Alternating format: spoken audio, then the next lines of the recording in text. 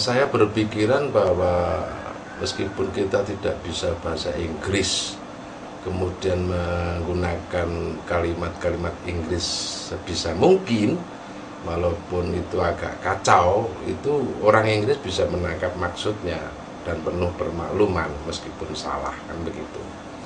Jadi dulu kan orang-orang itu selalu memaklumi, banyak sekali memaklumi.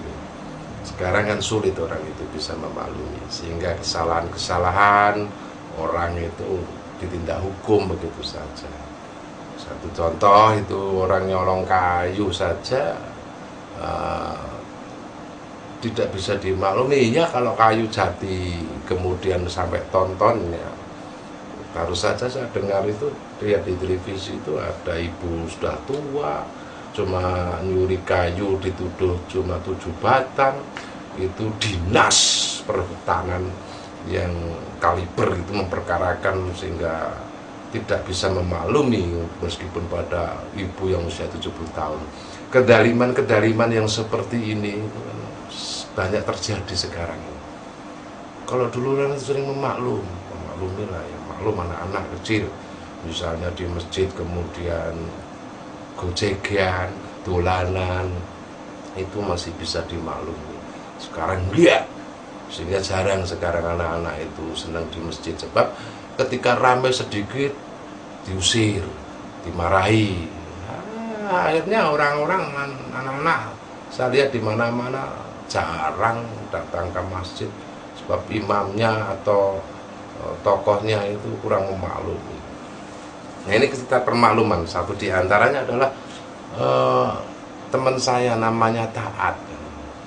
Nah, Taat ini pernah dulu kalau di Temanggung ada toko yang serba ada itu namanya Taman Cerita.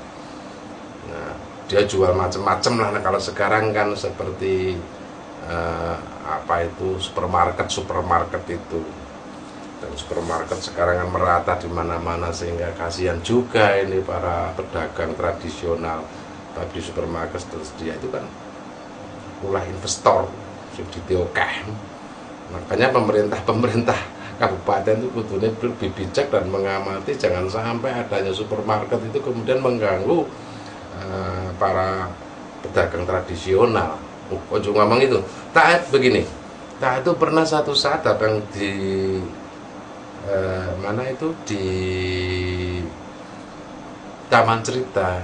Dia kan karena sakit ya, sakit gudik, sakit kolengan, gatel itu, blenyeh. Dia dikasih itu oleh temannya kalau mau beli obat ini di Taman Cerita, obat gatal yang seperti itu namanya Solpatiramid. Sekarang masih ada.